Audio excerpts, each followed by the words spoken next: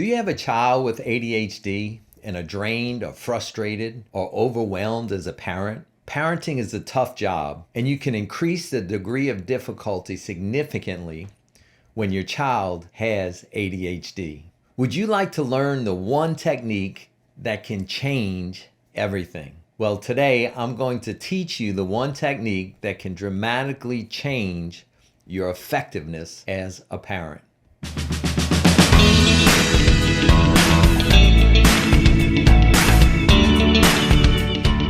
Hi, my name's Dean Sunseri. I'm a professional family counselor. I've been doing this for 3 decades. And today I'm going to teach you the one technique that can change everything as a parent. But before we do that, I want us to talk a little bit about what is ADHD, give you a brief introduction to that, also give you some guidelines as a parent, and then we'll go right into the technique that will change everything as a parent. So what is ADHD? Well, simply explained, ADHD or ADD, attention deficit disorder, is an imbalance of dopamine in the brain causing a deficit in functioning. We have a part of our brain called the prefrontal cortex, and when the gasoline of that part of the brain is dopamine, when levels of dopamine are lower in that part of the brain, it causes problems and it doesn't function as normally as it would if the dopamine levels were correct. So what creates greater dopamine levels in that part of our brain? When our central nervous system is stimulated. And that can be stimulated in a lot of different ways. Keep that in mind as we go through this, is that stimulating the central nervous system is key to increasing dopamine levels. What are 5 common characteristics of ADHD? Well, short attention span is number 1, except when the person's doing something they really love. Number 2 is they become easily distracted. There's hypersensitivity in the senses that makes it easy to be distracted. Number 3, disorganization. And I would describe that as disorganization in time, running late, losing track of time,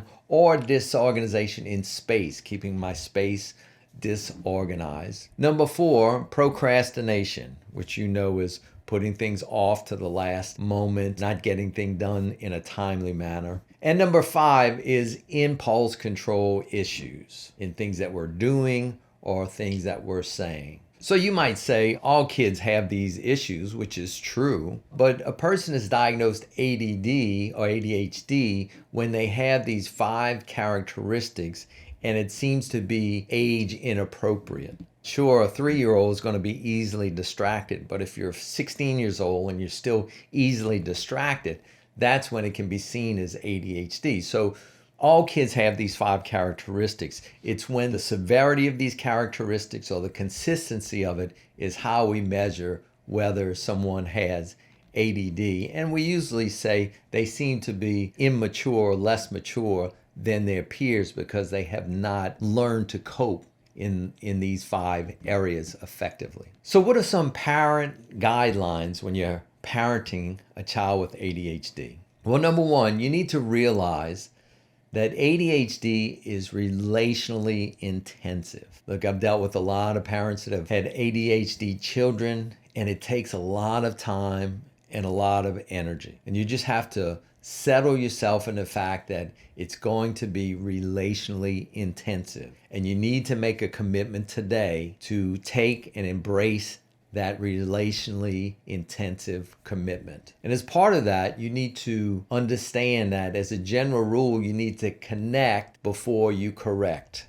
You're going to have to do a lot of correcting, but it's always good to spend time connecting so when you do correct, you'll get a lot more respect from your child. Number 2 guideline is that you really need to manage your emotional life well and manage your life stressors. It takes a lot of time, it takes a lot of intensity to parent an ADHD child, and you need to make sure you're doing a good job in managing your own emotional life, your own stressors.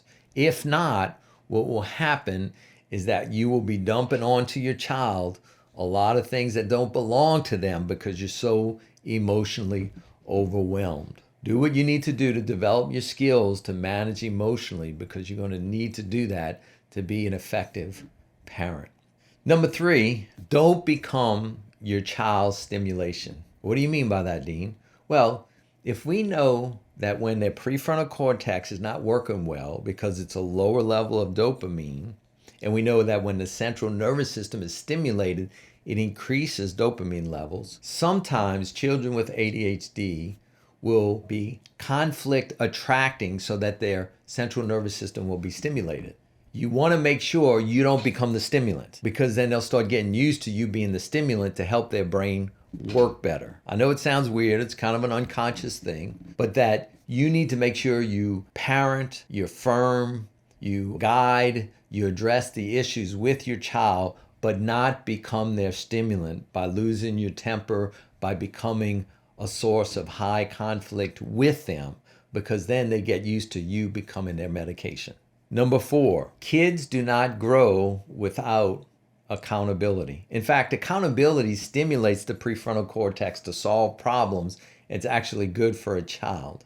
One of the mistakes that we make as parents out of love for them is that we protect them from being or needing to take accountability for the choices that they make. You need to allow your children to experience the natural consequences of their choices so that they'll grow to the next level. And number 5, parenting guideline is you need to be firm and compassionate.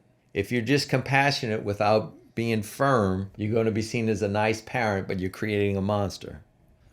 If you're just firm and you don't have compassion, you might be seen as a drill sergeant, but have no connection and will not have the respect and connection of your child. So the 2 keys in parenting is being firm and being compassionate at the same time. So now let's get into the one technique that can change everything for you as a parent. It sounds very simple, but this is it. It's parenting a specific task. Usually when we're parenting a child, we're addressing a lot of things, but there's some things that we address over and over and over again. It could be pick up your clothes, pick up your clothes, pick up your clothes, pick up your clothes. Could be other things. Do your homework, do your homework. It's time to do your homework. Usually at each stage, there's one task you can pick out that really needs to be addressed that they're cycling through over and over again. This one technique is that you need to be prepared to parent one task, to give them a task. Let me give you an example and then we'll break it down. Let's just pretend that your child plays with lots of toys and they just leave them out. And I'm talking about as they get a little bit older than a toddler. And they're very much capable of picking up their toys after they're finished playing. And that becomes a recurring problem every day. Pick up your toys, pick up your toys, pick up your toys, pick up. And you're tired of saying it, you're frustrated, and then you lose your temper, pick up your toys. Look, you take that one task and you come up with a plan. And you tell the child, listen, when I say it's time to pick up your toys, you can pick up the toys now, or you can pick it up in a little while. You have a choice, but it has to be done within these 30 minutes. I set a timer. And once it hits 30 minutes, the timer hits 30 minutes. If the toys aren't picked up, I pick up the toys and the toy goes into the toy dungeon. And what that means is if your toy goes into the toy dungeon, you no longer own that toy. You can't play with it and it's mine until you buy it back. And how do you buy it back?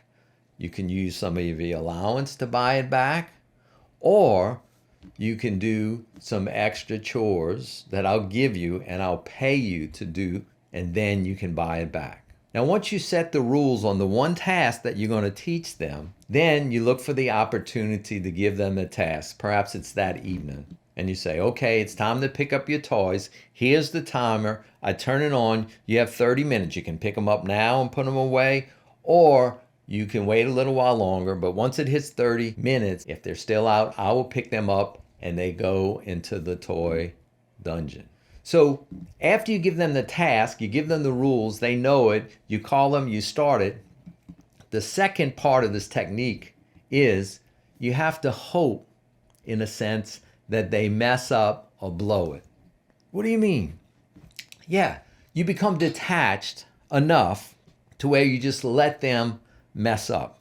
Don't remind them, just hoping that they're going to mess up so that you can take them through the process. They need to own responsibility of the task, not you. If you own the responsibility of the task, they won't have to. So the second step is hope that they mess up or blow it. And then once they do, 30 minutes hits, they got 4 toys on the ground. You go ahead and pick them up and put them in the toy dungeon. And then you allow the consequence to do the teaching. It's not you being the bad guy, it's the rule being the bad guy because you already went over the rule, the consequence with them. And at that point, you can become understanding, empathic, you can become caring. You know, Johnny, I know how much you love and enjoy playing with your Legos. I'm sorry your Legos are in the toy dungeon. Maybe we can work together to find you a chore to do to buy it back. You be understanding, you be compassionate. You have to be firm and hold to the rule, follow through on the consequence, and then have compassion for them. That's step 3. Allow the consequence to do the teaching. And then step 4 would be to give them the same task again the next day. It's like you just work on this one task, and you have to allow them to go through the process and encourage them to think through the process, to have a consequence. And I promise you, it will change. It will change. There'll come a day soon that you say it's time to pick up their toys, and they go do it right away, even if they have attention issues. They'll remember what happens.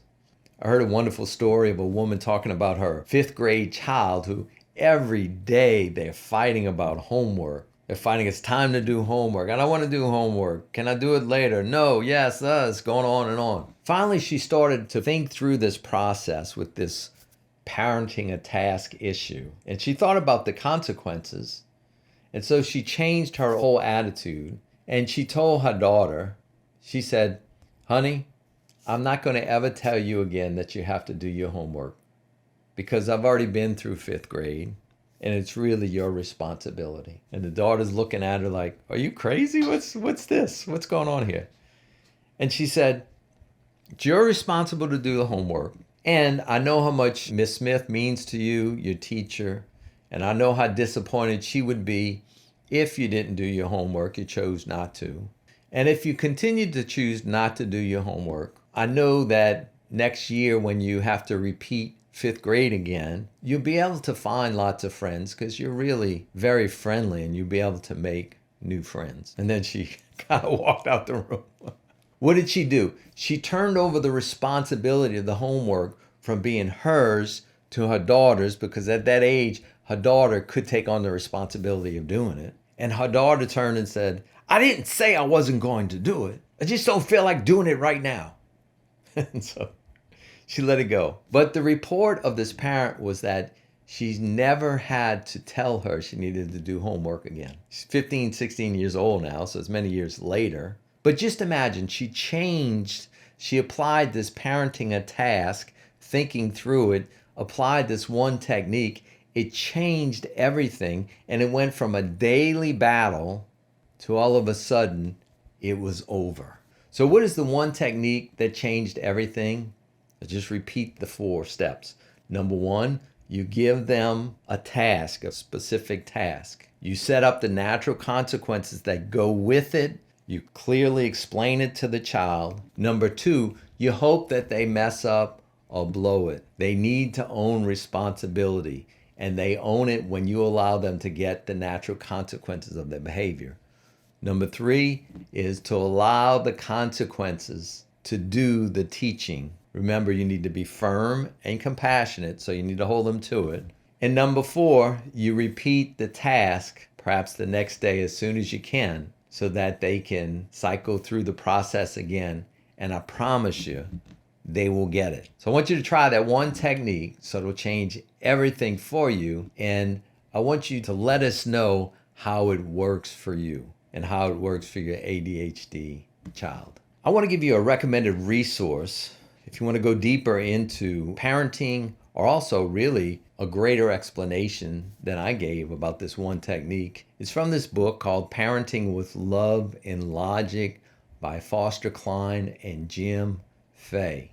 I have a link in the description for you. You can go there now and get that book. I'd really recommend this book as a parent, and then I'll know it will help you become a more effective parent. We also did a video recently on parenting, how to get your kids to listen without yelling. Look, we all get frustrated, we all lose our temper, but it's so key not to become our child's stimulant and to learn to correct without losing our temper and yelling. If you'd like to learn how to do that, I'd encourage you to click on this video now, and we will see you in the next video.